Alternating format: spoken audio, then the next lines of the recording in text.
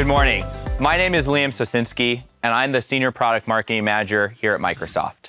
Over the past year, VMware customers have rapidly migrated from on-premise environments to Azure. However, many of you may still be running VMware workloads on premises, exploring alternatives for cost-effective, long-term solutions. The challenge is that many of the options may just be lateral moves, replacing current solutions without addressing broader goals. Some could keep you tied to the limitations of on-premise operations, but what if you could achieve more than just overcoming pricing volatility, such as scaling efficiently and setting up your organization for future success? Migrating to Azure offers unmatched scalability, flexibility, and cost efficiency. With a pay-as-you-go model, you only pay for what you use, while its robust security and compliance features protect your data. Beyond cost savings, Azure drives innovation with AI, machine learning, and advanced analytics, keeping you competitive in today's digital world. Its automation tools reduce operational complexity, freeing your IT team up to focus on strategic growth. With Azure, you're not just optimizing for today, you're future-proofing your business for tomorrow's digital landscape. Many customers initially aim to migrate directly to Azure IaaS or PaaS, only to find that the process can take them longer than expected and may require significant refactoring. That's where Azure VMware Solution comes in. AVS offers the fastest path to the cloud, allowing you to vMotion your workloads as is with minimal refactoring. You can manage your existing environments with the same VMware tools you already know, thereby enabling your IT team to leverage their current VMware skills while gradually building cloud expertise. For workloads that are cloud-ready, we certainly recommend moving to Azure's native IaaS and PaaS services. These services eliminate the need for VMware subscriptions and allow you to maximize the cloud's benefits. Azure offers flexibility and choice for your VMware workloads, and most customers end up migrating to a mix of both AVS and native cloud services. That's why for most customers, the most successful modernization journey starts with a migration to Azure VMware Solution. AVS allows you to seamlessly migrate your VMware workloads to a private cloud in Azure, leveraging a simple, secure process. Microsoft and VMware support license portability, enabling you to bring your existing licenses to Azure if you have recently renewed with Broadcom. AVS also allows you to optimize operational costs for maximum value through cloud elasticity and on-demand self-service provisioning. You can scale storage independently using Azure NetApp files or Elastic-SAN. Plus, AVS includes free extended security updates for end-of-support versions of Windows and SQL Server, ensuring your legacy workloads remain supported. By running your VMware workloads on Azure VMware Solution, you'll be able to modernize with over 200 Azure services. For example, you can integrate with Azure's AI and machine learning capabilities to drive operational efficiency and innovation.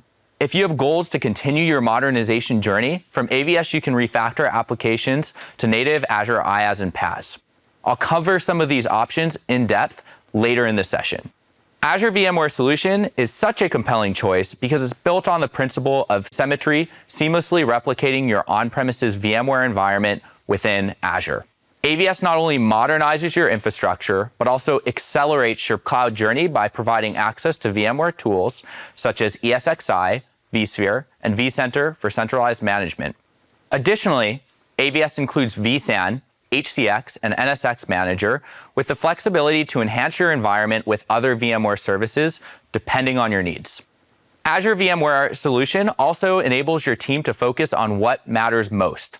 Today, how many people do you have working on all those components in the blue box to the left? Imagine if you could free up those resources and have them focus on modernization projects instead. By moving to Azure VMware Solution, you can do just that. AVS allows you to reallocate your team to strategic modernization efforts as all AVS SKUs are fully managed. This means that you get seamless technical support, regular VMware upgrades, and timely patches, all directly from Microsoft. In addition to time spent managing VMware on premises, how much time have you spent this past year planning and executing your hardware refresh for your VMware environment? Are you confident that your hardware and processors are up to the task? How many hours have you dedicated evaluating prices, optimizing performance, and ensuring you're using the latest technology? Now imagine eliminating all that effort completely. With Azure VMware Solution, you can choose from 4 distinct SKU types, all powered by Intel processors. These Intel-powered AVS SKUs deliver enhanced performance, greater efficiency, and robust security thanks to advanced hardware-based security features. Take Hastings Direct, for example, a large insurance company in the UK. After migrating to AVS with Intel-powered hardware, they experienced a significant performance boost, executing critical processes up to 4 to 5 times faster and positioning themselves to better serve their 4 million customers. Now they are primed for further innovation using cloud services from the Azure AI portfolio. Next, we'll dive into the tactical path of migrating to Azure VMware Solution and modernizing VMware workloads in Azure. I'm pleased to introduce my colleague, Amy Collier, who is a senior cloud advocate. Amy, the floor is yours. Thanks, Liam. In the next few minutes, I'll demonstrate how straightforward it is to implement AVS. It is essential to consider the adoption of AVS to fully leverage the benefits of migrating vSphere VMs to Azure VMware Solution. Then I'll go over migration without refactoring your workloads. Some migrations can be a simple vMotion, where others might need to be in bulk with a maintenance window. All of this is similar to migrating from data center to data center on premises. We also have a service called Azure Arc, which brings incredible Azure management capabilities to your VMware environment. Essentially, it extends the Azure control plane and gives you a central place for administering your workloads. Finally, Liam will discuss how to move beyond lifting and shifting and go into modernizing those applications. First, let's start with connecting and deploying Azure VMware Solution. As IT admins, design and utilizing best practices are crucial for success. So we have Azure landing zones. Landing zones are a way for you to incorporate best practices across critical design areas when deploying into Azure. And you see a lot of important pieces here, like identity and access management, business continuity and DR, security, governance and compliance, and more. Now, these are all top of mind when deploying any resource, whether it's on premises or in the cloud. So we put together an open source collection of ARM, Bicep, and Terraform templates into what's called the Azure VMware Solution Landing Zone Accelerator. This open source solution provides an architectural approach and reference implementation to guide you and prepare Azure Landing Zone subscriptions for a scalable Azure VMware solution. Not only are best practices baked in, but you can cut down on time spent designing and deploying because the accelerator also includes automation. Through the portal, you'll be prompted with design considerations like baseline alerts, monitoring, and security that you can align to your current business policies. You submit your answers, and Azure Resource Manager will deploy your AVS environment. It's important to know the Landing Zone Accelerator also includes design guidelines to aid in evaluating critical decisions, landing zone architecture, and a Microsoft-approved Azure VMware Solution reference implementation to test the deployed environment. Additionally, there are numerous reference architectures to address other typical network scenarios. However, fundamentally, this is the standard network topology for Azure VMware Solution that is commonly utilized. You can see we have our Azure VMware Solution deployed. Again, this is a private cloud as a service deployed in Azure. On the bottom, we have your vSphere environment, which could be on premises or in a colo. Then we leverage that express route to get high-speed, reliable bandwidth between all of these services. These are connected by an edge router on premises or wherever you're connecting from to the dedicated edge router in Microsoft Azure. And then you have the express route gateway into AVS. Because of this, we can utilize the Azure networking backbone and services to connect into AVS and your edge or data center locations. And like Liam mentioned, you now have access to over 200 Azure native services like security, AI, database services, and more. I really like this picture showing how all the pieces come together. Azure VMware Solution itself is designed to communicate seamlessly with Azure services.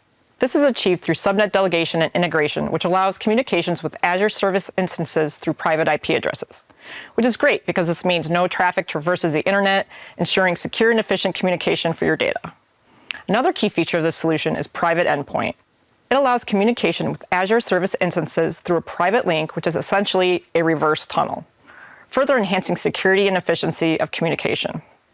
Then to maximize performance, it's recommended to deploy Azure resources you want to integrate with AVS in the same availability zone. This ensures top traffic performance and reduces latency. On the other side of the virtual network, you see we have the Azure VMware Solution private cloud environment. This environment is connected into Azure through an express route circuit, providing a fast path with a speed of over 10 gig. Next, we'll look at the process of deploying AVS. Deployment is easy, and there are basically 8 things you and your team need to do first, whether it's through the portal or through automation. Once you've completed a ticket for quota in your subscription and the hosts are ready, you can start deploying. First, you'll select your Azure subscription and resource group for management organization. Next is your private cloud details like name, preferred location, node SKU, depending on your compute needs and naming standards of your company. There's also an option to choose 2 availability zones where you'll have 2 hosts in one AZ and the other 2 in a secondary AZ in that region. This increases resiliency if one availability zone experiences an issue. But for just one availability zone, you'll need a minimum of 3 hosts. And of course, if you're using our well-architected framework, you'll have your private IP address block carved out and ready for deployments with using a /22 CIDR. Now you can see that the deployment has succeeded and AVS is up and running. In this scenario, we deployed 3 hosts to East US and did not stretch across availability zones. Once up and running, adding a new host can take around 45 minutes with just a click of a button versus the days of racking and stacking in your data center. And you can see in this screenshot, it looks and feels like VMware on premises. It's the same vCenter client connected to ESXi host, but all running in Azure. You have the familiar tools to work with your environment, but the benefits of cloud and a path to modernization. We've learned how to deploy and connect AVS, but now we need to move our workloads there. And that brings me to HCX. HCX Enterprise is provided at no cost to all AVS subscriptions. HCX Enterprise features include OS-assisted vMotion that supports migration of non-vSphere VMs such as KVM and Hyper-V to AVS. Then there's replication-assisted vMotion using the vSphere storage replication to enable 0 downtime for bulk VM migrations. Mobility groups are logical groupings of VMs to migrate, like your application group. You wouldn't want to migrate your front-end application without the database. And then there's traffic engineering and mobility-optimized networking, which optimizes and avoids asymmetric traffic flows. Throughout the migration cycle, MON optimizes application mobility for optimizing for VM to VM layer 2 communication when using stretched networks, optimizing and avoiding asymmetric traffic flows between your on-premises and Azure VMware Solution and Azure. Then there are cold and live migrations of workloads from on-premises to AVS utilizing vMotion. These migrations run in a serial fashion, meaning just one at a time. But there is bulk migration. It allows you to migrate hundreds of VMs in parallel. This does require reboot, however, migrations can be scheduled so they can occur during a maintenance window. What's really neat is HCX provides layer 2 extension of networks from on-premises to the cloud to facilitate workload migrations without the need to re-IP. I've seen people utilize this to migrate quickly and retain the original IP address of their VMs. We've talked about migration with HCX and the many options you can choose from. Well, it's the same for automation.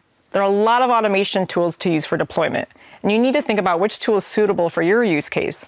These tools use the ARM API, whether you are using Azure CLI, PowerShell, ARM and Bicep, or Terraform. Maybe your team is already using Terraform or Bicep. They can use what they are familiar with. But a great use case I see is self-service for your organization. Self-service was always a goal at every company I worked with, and in any industry, it can save a lot of time. You can use a combination of infrastructure as code or IAC tools plus configuration management tools to get the VM deployed in its desired state. In this example, I can kickstart a workflow from my orchestration tool, something like Azure DevOps. It then passes variables to Terraform, which then deploys my infrastructure in AVS. Terraform can also hand over to PowerShell DSC to install software packages and ensure my OS remains in my desired state going forward.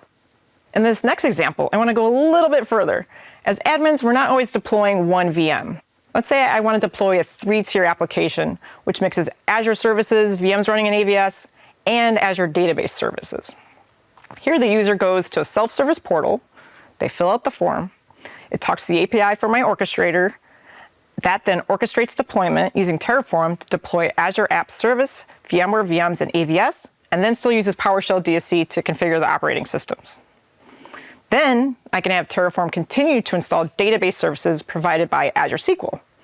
As you can see, there are no limitations. You can mix and match many Azure services with AVS. Now let's see how this looks in the portal and quickly go over the IAC options with Terraform and Bicep and ARM. Here I am in the Azure Landing Zone Accelerator, and you can see the options we have for automation. And by clicking here, it will open the ARM template to deploy through the portal. Each tab will prompt you for design questions unique to your environment. Now we can look at the code created for us to work with. You see we have what you expect for Terraform, the main TF file, required providers, variables, and of course the TF vars file so we can reuse variables for bigger environments. Once configured, just run your init, plan, or apply command to start deploying. Let's quickly see the other options. For ARM, you have the JSON file for deploying and the parameters. And of course, we have Bicep, which in my opinion is much easier to work with. So you really do have choices for IAC. We've connected and migrated. Now, how do we extend the management plane? For those unfamiliar, Azure Arc extends Azure services, data, and tools to on-premises data centers, other clouds, and edge devices, enabling you to build applications that run across multiple environments. The key benefit is consistent operations across all locations, providing a unified set of services, tools, and management, which reduces complexity and eliminates the need for specialized expertise. And hopefully eliminating those overlapping tools that do the same thing that different groups in the organization use. With Azure Arc, you can use the same tools, security, and governance to manage your applications and resources. In the context of VMware migration, many customers require a hybrid approach, migrating many workloads to Azure VMware Solution, while modernizing others to IaaS and PaaS, and maintaining some on-premises. Azure Arc connects across these options, providing a common management plane that supports innovation everywhere with consistent development, operations, and security. In the next demo, I'll show you how easy it is to migrate into Azure, Arc enable an AVS workload, and immediately begin connecting to Azure services. Here I'm in the HCX dashboard. It's been deployed with connections on premises and into AVS. I'll quickly show a layer 2 vMotion, maintaining the original IP of my VM. This is what it looks like for one VM, but these settings for destination, compute, and storage can all be inherited. Hitting go kicks off and the vMotion starts. You can watch the events if an issue occurs, but you can also see the VM is migrating and the percentage complete in this window. Now that it's complete, you can see it's no longer on premises, and if I go into my vCenter for AVS, the VM is now there with no downtime. Let's talk about Arc enabling. I've already Arc enabled this VM, so it shows up purple in the Azure portal, and now I can choose Azure services to use, like enabling logs, monitoring, policies, but I'll do a common one I've seen, which is updates. It's great to be able to patch VMs, whether they're on Azure or on premises, in that same cycle. So I'll go through and enable and set a patch configuration with a maintenance window. Again, I just have one VM, but here you could pick multiple resources, and then creating it is really easy. And here you see it's applying, but we can verify and even change settings like if we want to reboot or not. Now let's quickly go into security and enable Defender for endpoints. You'll see under Defender for Cloud, there's environment settings, and you can see your subscription and setup plans. Because I work for Microsoft, this was already enabled, but this is where you'd go to select On for servers. Now that I've verified it's enabled, I can see there are already recommendations for my Arc-enabled workload, and I can choose what to remediate. Back to you, Liam. Thanks, Amy. As we've seen, Defender for Cloud is seamlessly integrated into the Azure portal, enabling security threat detection and response within your infrastructure management workflow. For hybrid and multi-cloud database protection, it offers near real-time detection, vulnerability scanning, and proactive risk management. With full visibility across your environments, Defender for Cloud helps your teams identify, prioritize, and address risks early, ensuring compliance and preventing breaches. Additionally, it reduces threat mitigation time by 30% thanks to prioritized alerts and integrated incident investigations, according to a recent Forrester research study. Arc enabling your AVS workloads and leveraging Microsoft Defender for Cloud are common best practices we see many customers adopting. But what about those who are looking to take their workloads a step further and fully modernize in Azure? Let's start with databases. Many customers begin by lifting and shifting their databases to Azure VMware Solution. Or if you're looking for simplicity, Azure IaaS is also a solid option. For a more managed solution, Azure SQL Database for SQL Server and Oracle Database at Azure for Oracle are also great PaaS choices. But which option is right for you? It depends on your timing and technical needs. For a quick migration, Azure VMware Solution or Azure IaaS may be best. However, if you're running Oracle on Exadata or with RAC, Oracle Database at Azure is ideal as it supports those configurations and offers the fastest path. So why consider moving from AVS to native Azure options? Well, Azure VMs provide more compute and storage flexibility, and modernizing to PaaS solutions simplifies operations with benefits like superior analytics, automatic maintenance, backups, and updates. What about your applications? There are several paths to move to cloud native, with choices varying based on your need for control or simplicity.